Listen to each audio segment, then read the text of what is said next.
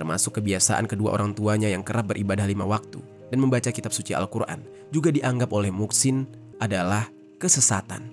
Halo Sobat Pena, apa kabar hari ini? Assalamualaikum warahmatullahi wabarakatuh. Hari ini kita akan kembali membahas kejadian-kejadian mengerikan, kisah nyata yang terjadi di muka bumi ini. Kisah yang begitu memilukan terjadi pada tahun 2023. Malam di bulan awal Ramadan yang seharusnya menjadi malam penuh kedamaian justru berubah menjadi tragedi mengerikan yang mengguncang warga Musi Banyuasin, Sumatera Selatan.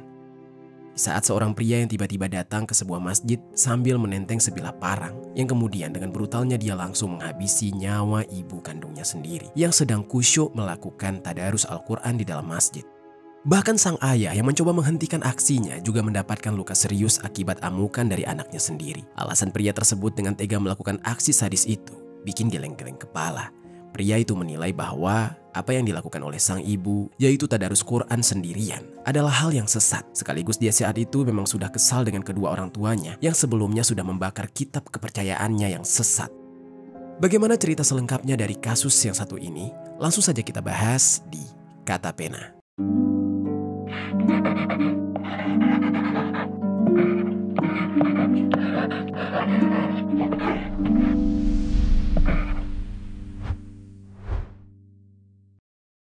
Sementara itu pemirsa, seorang ibu di Musi Banyuasin, Sumatera Selatan dibunuh anak kandungnya saat tadarus Al-Quran di masjid. Suami korban yang juga ayah kandung pelaku turut terluka karena dia. Sebelum kita mulai ke ceritanya, jangan lupa untuk subscribe channel ini dan bagikan video ini ke teman-teman kalian. Cerita ini dibuat berdasarkan berita yang sudah beredar dan diterbitkan oleh beberapa media publik yang aku sajikan dan aku rangkum dalam bentuk alur cerita. Kita mulai ceritanya. Setiap orang tentunya memiliki tujuan hidup masing-masing. Mungkin ada yang memilih menjalani hidup sederhana bersama keluarga kecil, ada juga yang memilih untuk fokus membangun karir dan masa depan. Dan mungkin juga ada yang menjalani hidup dengan cara-cara lain.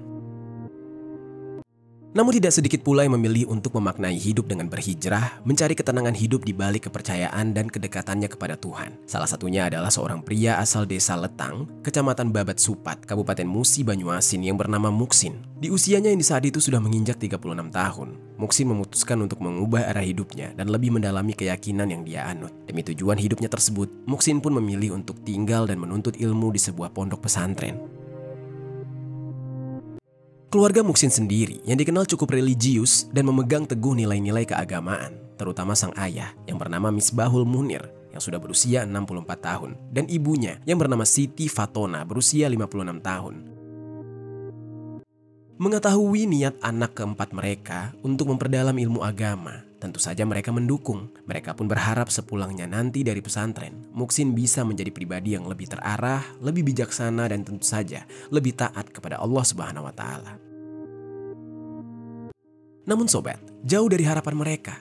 Sepulangnya Muhsin dari pesantren, justru yang terlihat adalah hal-hal yang tidak pernah mereka bayangkan. Muhsin mulai menunjukkan sikap aneh yang seolah bukan lagi seperti Muhsin yang dulu. Entah apa yang sebenarnya yang dia alami selama di pesantren. Entah benar atau tidak Muhsin memang pergi ke pesantren seperti yang dia katakan. Atau bisa jadi dia justru mendatangi tempat yang bukan seperti pesantren sungguhan. Atau yang benar-benar mengajarkan nilai-nilai agama Islam. Sebab apa yang terlihat pada diri Muhsin benar-benar tidak mencerminkan bahwa dia sudah ditempa dengan pemahaman agama yang lurus. Entah apa yang sebenarnya dia pelajari, yang jelas sang ayah dan ibunya mulai menyadari bahwa Muhsin sudah melangkah ke jalan yang salah. Mereka tahu ada yang tidak beres dan sikap Muhsin semakin hari semakin berubah.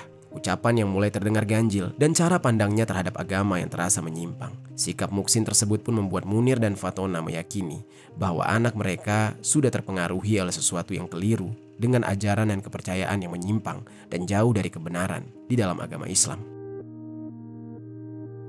Tidak ingin Muhsin semakin jauh tersesat, Munir dan Fatona sebagai orang tua, terlebih dengan latar belakang keluarga yang dikenal sangat taat beragama, tentu tidak tinggal diam begitu saja. Mereka berusaha keras untuk menyadarkan Muhsin bahwa apa yang dia pelajari, dia percaya dan dia anut, dan dia jalankan selama ini adalah sesuatu yang keliru dan menyimpang. Segala upaya pun sudah dilakukan oleh Munir dan Fatona, mulai dari bicara dari hati ke hati, bahkan sampai membawa Muhsin menemui tokoh agama setempat. Mereka berharap ada celah yang menyentuh hati Muhsin dan membawanya kembali ke jalan yang lurus. Namun, semua upaya itu tampak sia-sia.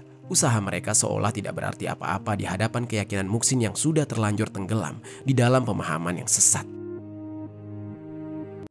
Namun meskipun begitu, Munir dan Fatona tidak mau menyerah begitu saja. Mereka tetap terus berupaya mencari tahu apa yang sebenarnya membuat Muhsin begitu keras kepala dan sulit diarahkan. Sehingga mungkin dari situlah mereka bisa menemukan jalan keluar untuk menyadarkan Muhsin dari pengaruh sesat tersebut.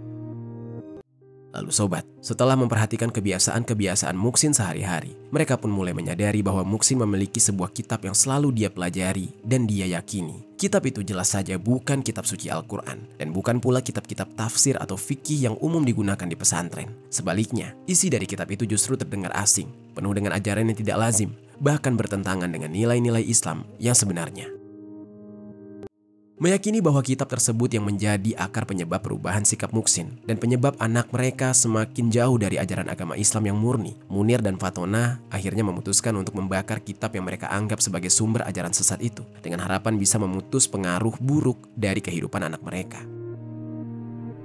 Di sisi lain, saat Muhsin melihat kitabnya dibakar oleh sang ayah, dia pun langsung murka. Amarahnya meluap dan sejak saat itu dendam mulai tumbuh di dalam hatinya. Kenyataan bahwa kedua orang tuanya sudah membakar kitab yang selama ini dia imani sebagai kebenaran membuat Muhsin lantas menyimpan kebencian dan dendam yang mendalam yang ingin segera dia balaskan kepada kedua orang tuanya sendiri. Termasuk kebiasaan kedua orang tuanya yang kerap beribadah 5 waktu dan membaca kitab suci Al-Quran juga dianggap oleh Muhsin adalah kesesatan. Ya, Muhsin benar-benar jauh dari pemahaman agama yang sebenarnya.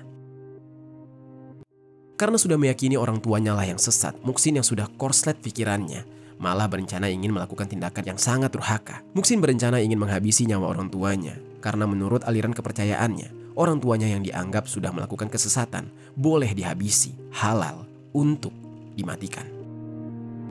Muhsin yang sudah buta hati dan durhaka bahkan sempat mengamuk dan mengancam akan menghabisi ayah dan ibunya. Namun akan tetapi karena satu dan lain hal yang mungkin bisa dicegah sebelum Muhsin benar-benar nekat, upaya keji tersebut akhirnya gagal dilakukan oleh Muhsin. Namun sekali gagal bukan berarti Muhsin menyerah begitu saja. Muhsin yang pikirannya sudah benar-benar terjajah dengan kesesatan dari aliran yang dia percaya, kemudian akhirnya membuat dia semakin yakin untuk segera menghabisi nyawa kedua orang tuanya yang dia anggap sudah semakin sesat dengan kebiasaan beribadah mereka. Hingga puncaknya pada hari Senin tanggal 27 Maret tahun 2023, malam bulan Ramadan yang seharusnya penuh berkah dan kedamaian tersebut justru menjadi malam penuh kengerian. Sekitar pukul 9:30 malam saat warga desa Letang, Kecamatan Babat Supat, Kabupaten Musi Banyuasin sudah selesai menjalani ibadah sholat tarawih di Masjid Baitur Rahman, sebagian dari jemaah memilih untuk tetap tinggal di masjid dan mereka melanjutkan malam dengan tadarus Al-Quran dan berharap mendapat limpahan ampunan dan berkah dari Allah Subhanahu wa Ta'ala. Begitu juga dengan Munir serta Fatona. Malam itu keduanya memutuskan untuk tetap berada di dalam masjid, melakukan ibadah mereka dengan tadarus Al-Quran selepas sholat tarawih. Namun di sisi lain, pemandangan yang sangat menyejukkan hati tersebut malah justru membuat Muhsin semakin naik pitam. Tidak lain karena, menurut Muhsin, membaca kitab suci Al-Quran sendirian itu adalah aliran kepercayaan yang tidak boleh alias sesat, benar-benar aneh. Sehingga di saat itu Muhsin menghalalkan nyawa si pembaca kitab suci Al-Quran sendirian. Sehingga di saat dia melihat pemandangan itu, Muhsin merasa bahwa dia harus segera menghabisi nyawa ibu kandungnya yang sudah melahirkannya tersebut. Muhsin yang sudah terlanjur dikuasai dendam pun kemudian mempersiapkan sebilah parang, lalu dengan dinginnya membawa parang itu masuk ke dalam masjid. Orang-orang di masjid termasuk ayahnya mungkin di saat itu tidak menyadari jika Muhsin yang menggenggam erat parang sudah masuk ke dalam masjid dan langsung menghampiri sang ibu yang sedang fokus membaca Al-Quran. Seolah-olah tersihir dengan kesesatan yang menguasai diri, Muhsin dengan begitu teganya langsung menghujamkan parang tersebut ke arah pinggang kanan sang ibu. Yang seketika, karena serangan tersebut, pinggang Fatona langsung robek, bahkan menembus ke bagian pinggang kirinya dengan hujaman yang begitu dalam. Tentu tidak terbayang rasa sakitnya. Fatona pun kemudian menjerit sekencang-kencangnya, yang kemudian tidak lama, ketika rasa sakit menyerangnya dengan begitu hebat, tubuh renta Fatona akhirnya kalah dan dia meregang nyawa di tempat. Di sisi lain, suara jeritan Fatona yang begitu kencang menggema di lingkungan masjid. Beberapa warga yang masih di masjid termasuk Munir yang mendengar jeritan Fatona. Kemudian, dia pun panik dan dengan cepat langsung menghampiri sang istri yang ternyata sudah bersimbah cairan merah di dalam masjid. Munir yang melihat istrinya sudah terluka Dia syok, terlebih saat mengetahui dengan jelas siapa pelakunya, yang tidak lain adalah anaknya sendiri yang di saat itu terlihat berdiri di dekat Fatona yang sudah tidak bernyawa sambil menggenggam parang yang sudah berlumuran cairan merah. Munir yang khawatir dengan kondisi istrinya, kemudian berusaha menolongnya, sebelum nantinya anak mereka yang sudah dikuasai oleh paham yang salah tersebut semakin bertindak keji. Namun sobat, Munir yang hendak menolong sang istri malah apes karena dia malah jadi target kemarahan Muksin selanjutnya. Karena menurut Muksin, sang ayah sama saja dengan sang ibu yang dia anggap sudah menjalani kehidupan yang sesat. Terlebih sebelumnya sang ayahlah yang membakar kitabnya. Muksin yang terlanjur dikuasai amarah, dia pun langsung menyerang Munir dengan begitu membabi buta. Tebasan demi tebasan mendarat di tubuh Munir yang kemudian menyebabkan tubuh Munir penuh luka robek yang banyak mengeluarkan cairan merah. Termasuk lehernya di saat itu pun juga ditebas dengan tajamnya parang. Munir yang tidak mau pasrah begitu saja berusaha untuk menyelamatkan diri dari amukan anak kandungnya dengan berlari menjauh keluar masjid dan berteriak meminta tolong. Teriakan Muksin pun kemudian berhasil membuat warga sekitar ramai-ramai menghampiri untuk menanyakan apa yang sudah terjadi. Hingga saat mereka melihat pemandangan mengerikan di dalam masjid, mereka semua syok, panik, ketakutan. Situasi malam itu di Desa Lentang, Kecamatan Babat Supat, benar-benar kacau karena insiden mengerikan yang diciptakan oleh Muksin. Namun Muksin sang pelaku kekejian yang seolah merasa tidak bersalah setelah menghabisi nyawa ibu kandungnya sendiri, malah santai pulang ke rumah, duduk santai sembari bermain handphone dengan parang yang masih dia genggam. Saat itu tidak ada satupun dari warga yang berani mendekatinya karena takut akan menjadi sasaran kemarahannya selanjutnya. Akhirnya, warga pun di saat itu menghubungi polisi dan berharap polisi bisa menaklukkan Muksin. Beberapa saat kemudian, polisi pun datang ke lokasi kejadian. Di saat itu jenazah sang ibu kemudian langsung dievakuasi ke rumah sakit Sungai Lilin. Berikut juga dengan Munir yang sudah terluka parah, dia juga dievakuasi ke rumah sakit yang sama. Sementara itu, polisi juga mendatangi rumah pelaku untuk mengamankan pelaku. Di saat itu warga dibantu oleh polisi mencoba bernegosiasi hampir selama 2 jam agar Muksin mau melepaskan senjata tajam di tangannya dan menyerahkan diri. Namun sobat, upaya tersebut tidak berhasil, sehingga warga berinisiatif membuat jebakan untuk membekuk Muksin di dalam rumahnya. Akan tetapi, lagi-lagi upaya mereka harus berakhir gagal karena Muksin malah memberontak dan mencoba kabur menuju ke dapur rumahnya. Saat Muksin akhirnya mencoba melarikan diri, pihak kepolisian pun berusaha untuk mencegah pelarian Muksin dengan berjaga di setiap sudut rumah, termasuk ada anggota kepolisian yang berjaga di dapur. Saat Muksin kabur ke dapur, anggota kepolisian yang mencegat pelarian Muksin di dapur kemudian diserang oleh Muksin menggunakan parang di tangannya agar tidak menghalangi pelariannya di saat itu. Yang mana beruntungnya, parang tersebut gagal mendarat di tubuh anggota polisi itu karena terhalang oleh tas yang melindungi anggota polisi tersebut. Menyadari Muksin semakin membabi buta, anggota tersebut berusaha segera melumpuhkan Muksin sebelum nantinya Muksin bisa saja melukai orang lain. Anggota polisi tersebut kemudian terpaksa mengambil tindakan tegas dan terukur dengan membuat timah panas bersarang di kaki Muksin. Saat timah panas tersebut tepat sasaran mengenai kaki Muksin pun lantas lemas. Tubuhnya kemudian terhuyung dan jatuh. Namun pada saat anggota polisi itu hendak melompati badannya, Muksin yang seolah tidak mau kalah ternyata malah menebas kaki anggota polisi. Hingga kemudian bantuan dari anggota kepolisian lainnya datang sehingga Muksin akhirnya benar-benar bisa diamankan. Muksin yang mendapatkan luka saat penangkapan kemudian dibawa ke rumah sakit untuk menjalani perawatan. Di tengah perawatan yang diterimanya, Muksin diinterogasi. Saat diinterogasi oleh petugas dengan ekspresinya yang datar seolah tidak menunjukkan rasa bersalah dan penyesalan, Muksin memberitahukan alasannya bertindak keji kepada kedua orang tuanya. Alasannya pun sungguh membuat polisi sangat tercengang dan tidak percaya. Muksin mengatakan bahwa barang siapa yang mengaji dengan sendirian itu tidak boleh atau sesat dan halal nyawanya. Menurut Muksin, kepercayaan tersebut berdasar pada ajaran dari kitab yang dia pelajari, yang mana kitabnya tersebut sebelumnya sudah dibakar oleh sang ayah. Hal itu pun menjadi salah satu alasan mengapa dia begitu emosi kepada ayah dan ibunya. Aksi sadisnya tersebut kemudian membuat Muksin harus mendekam di dalam penjara. Dia dijerat dengan pasal 351 ayat 3 KUHP tentang penganiayaan yang mengakibatkan korban meninggal dunia. Akibat perbuatannya yang begitu sadis terhadap sang ibu kandung, Muksin terancam mendapatkan hukuman penjara selama 7 tahun.